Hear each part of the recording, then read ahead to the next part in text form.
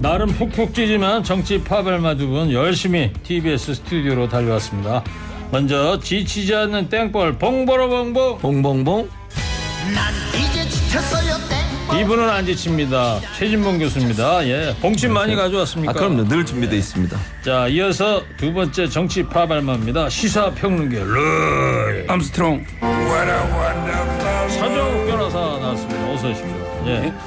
지금 유튜브로 미카엘님이 이런 날씨에 크크 봉침이 녹아내리지는 않을까요? 전혀. 봉침은 전혀. 녹아내리지 않습니다. 걱정하지 않으셔도 됩니다. 자, 서정욱 변호사님, 그리고 제가 며칠 전에 음식점을 갔는데 저보다 좀 어린 좀 아저씨 뻘 되는 사람인데 혼자서 밥을 먹는데 말이요. 휴대폰에서 유튜브 소리가 계속 나는 거예요. 근데 가만히 들으니까 서정욱 변호사 목소리가 이렇게 나. 뭘 이렇게 혼자서 뭘 떠드는 걸 이렇게 혼자서 보고 떠들어요. 계시더라고. 이게 뭐예요? 저기 그게? 특강을 좀 몇 군 다닙니다. 아. 특강을. 아니 혼자서 한 혼자 20분 넘게 떠드는데? 하는 거를. 30분씩 특강을 하니까 그걸 안 듣고 있는 거예요. 아, 그래요? 오. 확인할 길은 없었습니다. 분명히 그 루이 암스트롱 목소리가 계속 나오길래 서정욱 변호사 아주 팬들이 많아서 좋으시겠어요. 예. 자, 오늘 학교 수업의 내용은 수능에서 배제하라는 대통령의 발언으로 수능 150일 앞둔 학생과 학부모 교육계에서 혼란스럽다는 반응이 나오고 있는데요. 청취자 여러분들, 대통령의 수능 발언 논란 들으시면서 어떤 생각 드시는지 짧게 한 줄로 좀 보내주시기 바랍니다.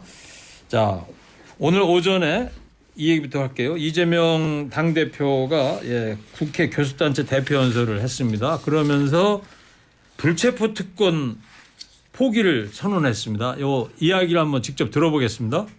이제 그 빌미마저 주지 않겠습니다. 저를 향한 저들의 시도를 용인하지 않겠습니다.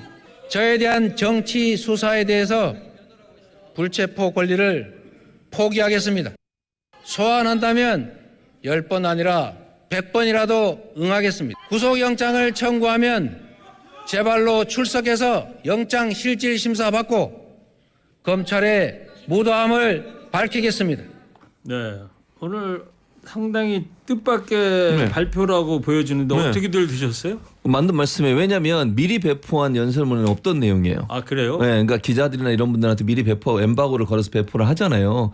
그건 제가 봤는데 거기에는 없었어요, 이 내용이. 근데 갑자기 이 내용이 들어간 걸 보면 아마 마지막에 본인이 직접 생각해서 집어넣은 게 아닐까 연설에 그렇게 생각이 들고요. 자신감이란 표현이라고 생각이 들어요. 그러니까 무슨 말이냐면 체포영장이 발부돼도 구속될 가능성이나 구속영장이 나올 가능성 낮다고 보여지는 것 같고 그래서 이제 정면 돌파를 하겠다는 거죠. 왜냐하면 자꾸 이재명 대표의 이건 아무것도 나오지도 않은 이 상황에서 계속 방탄 얘기하면서 지금 공격을 하고 있고 그것 때문에 이미지가 민주당이나 이재명 대표 이미지가 엄청나게 안 좋아진 상황이에요. 언론이 그렇게 이제 보수 언론이 앞장서서 또 이제 서정욱 변호사처럼 저렇게 극우 유튜버들이 그렇게 막 하시니까 결국은 이런 이미지가 생겼는데 그걸 정면 돌파하겠다. 그러다가 만약에 이제 구속영장 청구했는데 기각돼 보세요. 검찰은 엄청난 역풍을 맞을 거거든요.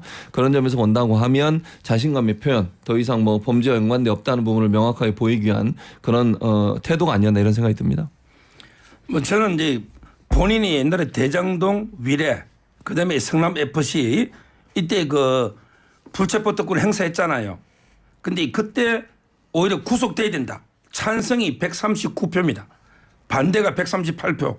이 말은 이제 그때도 한 표가 구속돼야 된다는 쪽이 더 높았죠. 다만 이제 과반수가 안 돼가지고 부결된 거잖아. 근데 이번에 또 옵니다. 7월 달에. 또 백현동, 쌍방울, 정자동 또 이게 구속영장이 또 온단 말이에요. 이번에 오면 제가 보기에 99.999% 발부됩니다. 그러니까 미리 저는 자신감이 아니고 발부될 거 위기감을 느끼고 있는 거예요. 어차피 이게 발부될 거 이번에는 이낙연 대표도 돌아오고 이번에는 진짜 통과될 것 같으니까 차라리 내가 그냥 먼저 선수 치가지고 불체포 특권 포기하고 나가겠다. 이렇게 저는 승부수를 던진 게 아닌가. 이게 자신감이 아니고 저는 오히려 위기감이다. 이래 봅니다. 승부수를 던진 건 맞는데 자신감이 맞고요. 위기감이 아니고. 왜냐하면 최근에 정진상, 김용 관련된 재판 쭉 보면요. 유동규 씨가 막 진술을 번복하고 바꾸고 이런 경우가 너무 많아요. 그러니 검찰도 당황하고 재판부도 황당하다는 표현을 쓰는 그런 일들이 많거든요. 언론이 좀 보도를 안 하고 있어서 그렇지.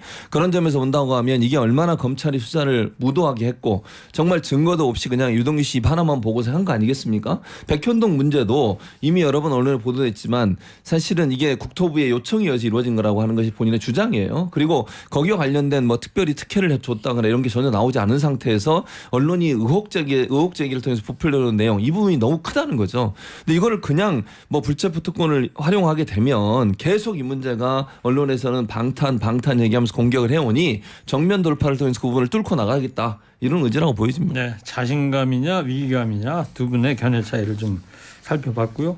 근데 저 아까 최진봉 교수께서 봉침을 극우 유튜버라고 막 쐈는데 괜찮으세요? 네, 괜찮아요. 괜찮아요. 본인은 좋아하십니다. 서정욱 변호사 그런 됐습니다. 말씀은. 아니, 네. 혹시 감정 싸움 일어나면 아니, 그건 감정 싸움이에요. 괜찮다고 그러셨으니까 알겠습니다. 친한 동생입니다. 저는. 네. 자, 그리고 이재명 당대표 윤석열 정권을 향해 출범 1년 만에 눈 떠보니 후진국이다 이런 비판을 했는데요. 최진봉 교수님 어떤 네. 내용이죠? 이게 무슨 말이냐면요. 우리나라가 사실은 윤석열 정부 들어서고 나서 상당히 여러 가지 어려움들이 많아지고 있지 않습니까? 특히 경제 분야에서 상당히 큰 어려움이 있습니다. 주요 내용들을 보면 이런 내용들이 있어요. 윤석열 대통령이 얘기했던 내용 중에 윤석열 대통령 이재명 대표가 얘기했던 것 중에 하나가 뭐냐면 우리나라가 GDP 수준에서 전 세계적으로 그러니까 국가 재정은 튼튼한 쪽에 속합니다. 우리는. 그런데 이 일반인들 있잖아요. 일반 청년들이나 일반인들의 부채가 전 세계적으로 가장 높은 나라 중에 하나입니다. 그러니까 국가는 부자인데 국민이 가난한 나라가 된 거죠.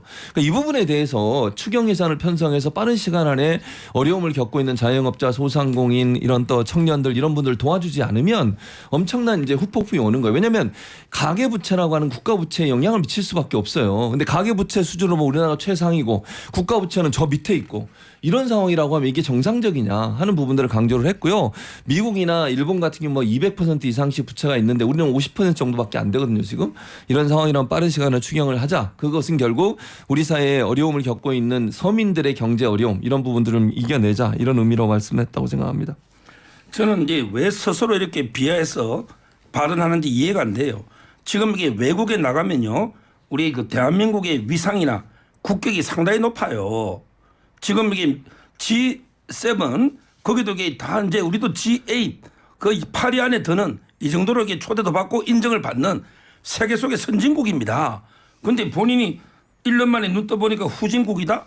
이렇게 나는 자기 비하적으로 평가하는 걸 이해가 안 되고요. 뭐 저는 전체적으로 대한민국은 초인류 선진국이에요. 다만 이게 정치가 이게 좀 후진적이에요. 옛날에 이건희 대표도 회장 있잖아요. 삼성에. 정치는 사류다. 관료는 365. 기업인은 2류다 했거든요. 국민은 1류입니다. 우리 대한민국은 위대한 거예요. 그런데 이재명 대표 같은 이런 게 분이 야당 대표를 하니 우리 정치가 진짜 후진적이 아닌가 이런 생각이 들어요. 네. 아니 정치가 후진적이라는 건 이재명 대표 때문이 아니에요. 지금 정권을 누가 잡고 있습니까? 윤석열 대통령이 정권 잡고 있고 국민의힘이 정치를 하고 있죠. 1년이 지났는데 우리 경제가 이렇게 어렵고 지금 뭐 이재명 대표가 오늘 연설에 세 가지를 지적을 했는데 첫째는요. 언론에 대한 탄압 문제예요. 아니 언론 자유가 그전에는 우리가 얼마나 높았습니까? 그랬으니까 서정욱 변호사도 마음대로 말씀할 수 있었고 보수들도 문재인 정부 때 얼마나 문재인 정부를 비판했었습니까? 그런 자유가 보장되는 나라에서 지금은 이거 언론 탄압의 선봉장이라고 얘기할 수 있는 이동관 예전의 수석을 지금 현재 특보고요. 이분을 방통위원장 앉히려는 시도를 하고 있다는 한간의 얘기가 있고 현직 그 임기가 남아있는 한상혁 방통위원장 면직시키는 그런 사태가 일어나고 있고 MBC의 탄압이 이루어지고 있는 상황. 두 번째는 이렇게 일본을 대신해서 그렇게 일본의 후쿠시마 오염수 방류에 대한 안전성을 계속 강조하는 우리나라 태도를 보고 우리 국민이 안중에 있냐는 거예요. 그게 대체 그런 문제가 발생할 수 있고요. 세 번째로 이게 지금 그 소환 관련해서 마찬가지예요. 그러니까 검찰에 이렇게 무도하게 아까도 얘기 드렸습니다만 이재명 대표를 소환하고 그다음에 뭐 처벌하려고 하고 이런 시도 자체가 얼마나 무도한 검찰 권력이냐 하는 부분들을 강조하는 내용. 이게 바로 후진국으로 가고 있는 어떤 뭐랄까 시금석 모습 태도 또는 뭐 기준이라고 볼 수 있을 것 같습니다. 네. 그리고 이재명 당대표가 오늘 연설에서 35조 원 추가와 경정 예산 편성 주장을 했는데 서정욱 변호사 어떻게 보세요? 지금 이제요. 올해 1월 달부터 4월 달까지 거둔 세금이 134조입니다. 작년 4개월보다 33조 9천억이 덜 거쳤어요. 작년 같은 기간보다. 그러면 이게 34조를 세출을 깎아야 됩니다. 추경 35조가 아니고 오히려 35조를 깎아야 균형 예산이 되는 거죠. 이 35조 추경 이재명 대표가 자기 대장동 뭐 비자금으로 줄 겁니까? 자기가 낼 거 아니잖아요. 이 35조 수입은 세금은 34조가 덜 거쳤는데 4개월 동안에 35조를 늘리자. 이게 빚만 내자는 거 아니에요. 빚. 아니 본인도 가정을 이룰 때 남편 월급이 1억이면 1억 범위 내에서 6천만 원 쓰고 4천만 원 적금 넣고 뭐 이래야지. 어떻게 자기 1억인데 우리 빚 내서 1억 5천 씁시다. 이게 가정도 이러면 망합니다. 국가도 망해요. 지금 이게 이재명 대표 정신 차려야 됩니다. 35조 흥청만데 돈 풀 때가 아니고 지금 이게 국가 부채가 심각하다 이래 봐야 돼요. 아니 35조 그러니까 32조인가 세수가 적격을 누구 책임이에요? 아니 현 정부가 세수를 똑바로 제대로 안 하니까 그렇게 된 거 아닙니까? 왜 이렇게 법인세 깎아줘서 이렇게 된 거예요? 부자 감세에 법인세 깎아주고 종부세 깎아주고 아니 그러다 보니까 결국 세수가 적게 나온 거고 그럼 세수가 적게 나오면 써야 될 곳에 못 쓰게 되지 않겠어요? 지금 서정욱 변호사 말처럼 세출을 줄인다고 그랬는데 세출을 줄이는데 어디부터 줄일 거예요 그러면? 제가 볼 때는요 지금 당장 어디부터 줄일 거냐면 복지 정책 줄일 거예요. 저는 그렇게 보여요. 서민들 정책 본인들 외교 나가고 뭐 오늘도 어디 같이 가셨잖아요. 그때 세금 다 쓰잖아요. 그걸 줄이겠어요? 아니 그럼 뭐 공무원들 월급 주고 이런 거 줄이겠습니까? 가장 먼저 줄일 게 어려운 사람들 도와주는 그런 정책들을 줄일 거예요. 그 사람들은 생명과 생계가 달려있는 문제예요. 그럼 그 사람들 살려내기 위해서라도 당연히 추경해야죠. 아니 세금을 적게 걸린 게 어떻게 이재명 대표 잘못입니까 그게. 세금을 적게 걸린 건 지금 현 정부의 문제이고 왜 법인세를 이렇게 많이 깎아준 거예요 대체. 종부세는 왜 안 걷는 거예요 그러면. 이런 부분들이 결국은 세금이 적게 거치게 된 원인이고 그건 윤석열 정부의 책임이에요. 네. 그럼 그렇게 적게 거쳤으면 알겠습니다. 원래 예산을 잘 사용할 수 있도록 세금을 더 많이 걷든지 하는 방법을 찾아야 될 거 아닙니까? 밖에 날씨보다 스튜디오 안이 더 푹푹 찔 것 같습니다. 예. 하여튼 추경이 필요하다는 말씀이고 예. 서정욱 변호사는 필요 없다는 말씀이고. 자 대통령의 수능 발언 후폭풍 지켜보시면서 청취자 여러분 어떤 생각 드시는지 한 줄로 받고 있는데 몇 분 소개합니다. 저는 윤석열 대통령을 지지하진 않지만 수능 관련 지시는 마음에 듭니다. 또 다른 분은요. 100년 대계 교육 정책이 백지장같이 가벼워서는 안 됩니다. 또 다른 분은 배가 산으로 이렇게 문자를 보내주셨어요. 자 지금 이 주말 거치면서 이 윤석열 대통령의 수능 관련 발언이 이제 큰 논란으로 지금 우리 사회에 지금 나와 있는데 저 구체적으로 뭔지 좀 서정욱 변호사께서 정리 좀 한번 해볼까요? 지금 이제 정확하게 이게 뭐 아다르고 어다르니까요. 윤석열 대통령이 워딩하고 그다음에 이주호 장관의 워딩이 비슷한 것 같아도 약간 달라요. 이주호 장관은 뭐랬냐면 학교에서 안 가르치는 거는 수능에 내지 마라. 학교에서 안 가르친 건 내지 마라. 이런 워딩이고 윤석열 대통령은 이제 정확하게 표현하면 공교육에서 다루지 않는 문제. 공교육에서 다루지 않는 이런 거는 수능에 출제하면 안 된다. 이런 취지의 발언이거든요. 그런데 저는 이게 왜 논란이 되는지 이해를 못 하겠어요. 근데 저 같은 경우는 하나 의심스러운 게 예. 학교가 대한민국의 고등학교가 한 군데만 있는 게 아니잖아요. 지금 여기 뭐 책이 5종, 6종 여러 개 있는데 근데 보편적으로 과목마다 가르쳐야 될 게 있잖아요. 그게 책은 여러 출판사에 있어도 그 교육의 범위는 정해져 있거든요. 그 공교육의 범위를 벗어난 건 내지 마라. 아니 너무나 당연한 지시 아닙니까? 지금 이게 제가 수능 문제를 보니까 킬러 문항이라 가지고 제가 읽어봐도 저 고3 때 제가 전국 1등 됐어요 모의고사. 근데 진짜 그런데 제가 읽어봐도 무슨 말인지를 모르겠어요. 무슨 바젤 협정 그 얘기하시는 아니 뭐 국어 문제인데 읽어도 뜻을 이해 못. 이걸 사교육에서만 풀 수 있는 문제가 노드라는 거예요. 이런 문제는 학원업자들하고 교육 관료들이 이권 카르텔 아니냐. 따라서 이제 공교육의 범위 최소한 내에서 거기서 변별력도 얼마든지 우리가 변별력을 갖출 수 있는 거예요. 네. 왜? 학교에서 가르쳤다 해서 다 애들이 100점 받는 거 아니잖아. 그 공부 열심히 한 사람은 100점도 있고 90점, 80점 변별력 있거든요. 한마디로 공정한 변별력을 갖춘 문제를 내라. 이게 정확한 워딩이고 이게 작년부터 지시했던 거예요. 갑자기 5개월 전에 한 것도 아니에요. 따라서 저는 아무런 문제도 없는 진짜 바람직한 지시를 가지고 야당이나 또는 이게 유승민, 이준석 이런 자들이 계속 터집을 잡고 있는 거예요. 이런 자들이 한 청취자께서 저 서정욱 변호사님 공교육이 학교 교육 얘기하는 거 아니에요? 헷갈려요. 공교육과 학교 교육이 어떻게 다른 거냐 이런 질문. 그러니까 이주호 장관은 이제 학교에서 안 가르친 거고 윤석열 대통령은 이제 공교육에서 다루는 범위가 있잖아요. 아니 근데 제가 고3으로 돌아갔다 치면 예. 제가 고3 때 국어 선생님하고 다른 고등학교 국어 선생님이 가르친 교과서는 같더라도 선생님이 가르치는 게 또 다를 수도 있잖아요. 아니 그러니까 윤석열 대통령 학교에서 어느 학교에서 구체적으로 가르친 게 아니고 우리가 이게 예를 들어 국어 같은 범위가 있거든요. 국사도 이런 거는 가르치라는 그 알겠습니다. 지침이 있잖아요. 예, 예. 그 범위를 벗어나지 말라는 거예요. 자 교수님께서 한 말씀 들어볼게요. 아니, 그러니까 지금 국장님 말이 맞는 거예요. 그러니까 학교 교육, 공교육 뭐가 다른 똑같은 얘기. 학교 교육, 공교육이고 공교육이 학교 교육이지.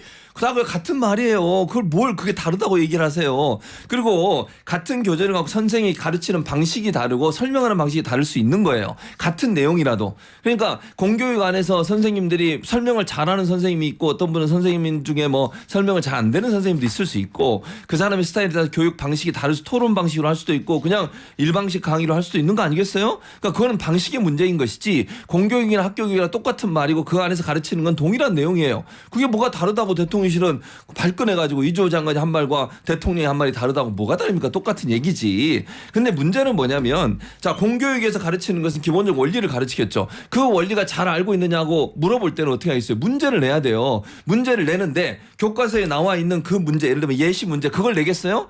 그럼 말이 안 되죠. 그와 관련된 그 논리와 이론과 그다음에 그 어떤 원리를 설명하고 이해하고 있는지를 분별해 낼 수 있는 그런 문제를 창의적으로 내는 거예요. 그래야 수능이 되는 거죠. 다른 시험지에 나와 있거나 아니면 교과서에 예시로 나와 있는 문제를 내면 그거 어떻게 수능이 되겠어요. 근데 이런 말을 해버리면 이제 문제가 뭐야? 혼란이 오는 거예요. 그러니까 수능을 준비하는 학생들은 지금까지 수능을 열심히 준비하고 또 예를 들면 나올 가능성이 있는 문제들을 뭐 학원 선생님이든 다른 선생님들을 만들어서 제공해 주니까 그걸 가지고 푸는 연습을 하고 그런 비슷한 유형의 문제가 나와서 잘 풀게 하는 거잖아요.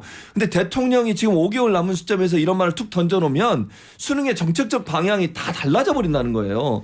그랬을 때 혼란을 어떻게 막겠냐는 거예요. 수능을 준비하는 게 중학교 때부터예요. 그럼 6년 동안 지금 5년 5개월 동안 5년 6개월 동안 준비를 해온 거 아닙니까? 그 학생들한테 이렇게 혼란을 줘버리면 선생님들, 학교, 그다음에 학부모, 학생들 얼마나 혼란스럽겠어요. 그러니까 저는 대통령이 그냥 교육부 장관한테 이런 지시하고 개인적으로 그러니까 보고하는 과정에서 이걸 공개하지 않았으면 또 크게 문제가 안 될 수도 있다고 생각해요. 아니 예를 들면 학교 교육 안에서 공부한 사람은 다 풀 수 있는 문제를 내라. 이건 원칙적으로 맞는 얘기죠. 틀린 말은 아니에요. 근데 그걸 공개적으로 하는 게 문제라는 거죠. 잠깐만 너무 뜨거워가지고 제가 오늘 아침 방송에서 어떤 전문가 얘기를 들어보니까 각 대학마다 3년 전에 입시 요강이 바뀌게 되면 3년 전에 사전 예고를 하게 돼 있다는 그런 게 있습니까? 있어요. 대학마다 그런 게 있어요? 다 있어요. 왜냐하면 미리 밝히지 않으면 학생들이 그러면 입시를 대비하는 학생들 입장에서는 준비를 해야 되잖아요. 내가 수시로 갈지 정시로 갈지 또 학교마다 각각 수시 전형이 다 달라요. 그러니까 특별 전형할 때 어떤 어느 학교 출신이든 어떤 뭐 혜택을 갖고 있고 이런 부분이 다 다르기 때문에 미리 다 교육 얘기, 병역 얘기 우리 대한민국 사회에서 참 뇌관 같은 이야기인데 정말 이건 뭐 1박 2일 모여서 얘기해도 끝이 안 나는 게 교육 문제라는 100년 대계라고 하는 거 아니겠어요? 그러니까 혼란이 이제 가중되다 보니까 결국에는 교육부 대입 담당 국장이 경질됐어요. 대입 담당 국장이 시험 문제 내는 사람이에요. 왜 바꾼 거예요? 지금은 이제 그 총괄 감독 책임이죠. 대통령이 작년부터 지시를 했는데 전혀 안 바뀌니까 아마 이제 당연히 뭐 저는 책임을 물을 수 있고요. 만약에 지금 혼란하잖아요. 대통령이 이렇게 지시하면 혼란이 옵니다. 뭐냐? 예를 들어 이번 수능은 학교에서 가르치지 않는 공교육의 범위 밖의 것도 출제해라. 학원에 가서 빨리 공부하도록 학원에만 다루는 것도 출제해라. 어렵게. 이렇게 지시하면 학생들이 야 이제 학원 가야 되나 혼란이 옵니다. 근데 학교 공교육에서 다루는 범위 내에서 출제해라. 지금 그 범위 내에서 공부하고 있잖아요. 거기 무슨 학생이 혼란이 옵니까? 근데 대통령이 우리나라 대통령 역대 대통령이 말이에요. 매년 있는 수능에 이 출제를 어떻게 해라 저렇게 해라 그렇게 지시를 한 적이 있나요? 이렇게 구체적으로 하는 거는 기억이 없지만 지금 이게 작년에 사교육비가 26조입니다.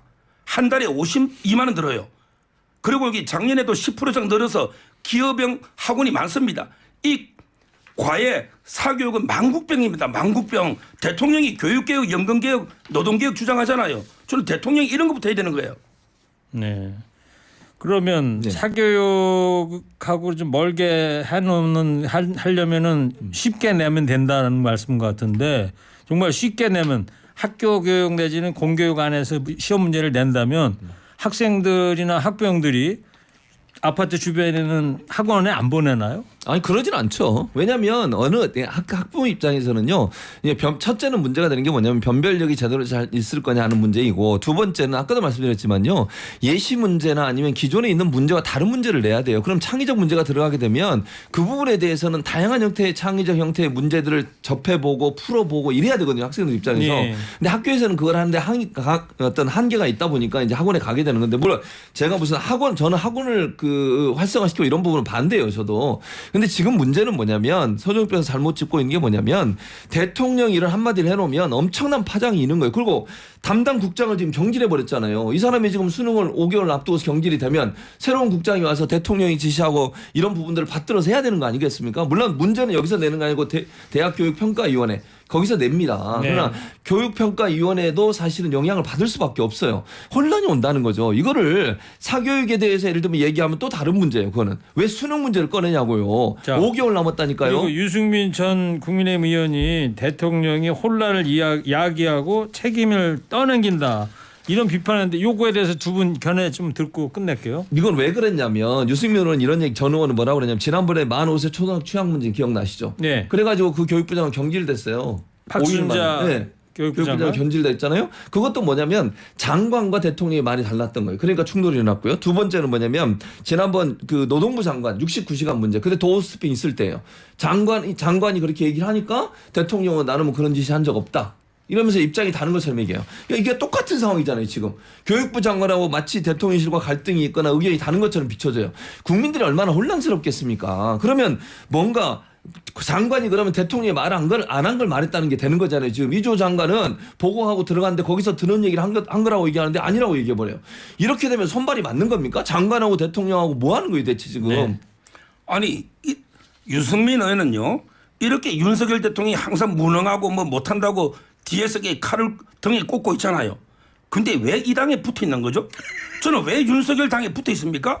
본인이 탈당하든지 아니 내부 총질도 유분수지 이게 야당보다 더하잖아. 야당이야 원래 떠든다 치더라도 같은 당에 있으면 이렇게 뒤에서 대통령이 등에 칼을 꽂는 거 이런 비열한 짓을 안 유승민 해야죠. 의원의 메시지에 대해서 어떻게 메시지 생각하시냐 말이 됩니까? 했더니 말이 안 되는 소리죠. 메신저를 공격하시는 거 아니에요? 지금? 원래 그 전략이죠. 아니 대통령이 아무것도 모르면서 한마디 했다고 떠들잖아요. 대통령이 왜 아무것도 모릅니까? 원래부터 이게 교육개혁, 연금, 노동개혁 공약에도 있고 대통령이 일관되게 철학인데 예. 이걸 대통령이 마치 아무것도 모르는 사람이 떠든 것처럼 비난하고 있는 거예요. 유승민 의원의 비판은 틀린 거다 이렇게 정리할게요. 아니 근데 한 가지만 얘기하고 짧게 좀 변호사 지금 그 얘기 민주당한테 좀 하세요. 민주당에서 이재명 대표 공격하는 비명계도 똑같은 얘기잖아. 그래요 안 그래요? 자. 아니 같은 당의 대표를 뒤에서 총질하는 그런 수능 사람들 왜 얘기하고 얘기 안 하는 있습니다. 거예요? 자 여기까지 하겠습니다. 대통령의 봉침이 뭐 너무 남매와가지고 덥습니다. 대통령의 수능 발언 후폭풍 보시면서 청취자분들 문자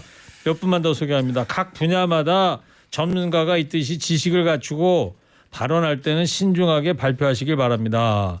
또 다른 분은 언젠가는 고쳐야 합니다. 매사가 반대네요. 또 이런 문자도 있어요. 패널들께서 학교 다닐 때와 지금 교육 환경이 달라진 부분이 많습니다. 이과 문과도 없어지고 교과서도 10여 종이나 됩니다. 네, 하여튼 많은 환경이 변했다 이런 말씀 또 보내주셨네요. 자, 두 분도 대통령의 수능 발언 논란 보면서 어떤 생각 드시는지 한 줄 평 듣겠습니다. 먼저 최진봉 교수부터 해주세요. 3, 2, 1. 대통령은 혼란을 불러오면 안 됩니다. 잘했어. 웬일로 칭찬을 다 듣습니다. 예. 자, 이어서 서정욱 평론가이세요. 3, 2, 1. 개천에서 용이 나야 한다. 지루하지 않아요. 좋답니다. 지루하지 않고 짧아서 좋답니다. 개천에서 용이 나야 자, 한다. 정치 파발마 지금까지 서정욱 평론가 최진봉 교수였습니다. 두 분 고맙습니다. 감사합니다.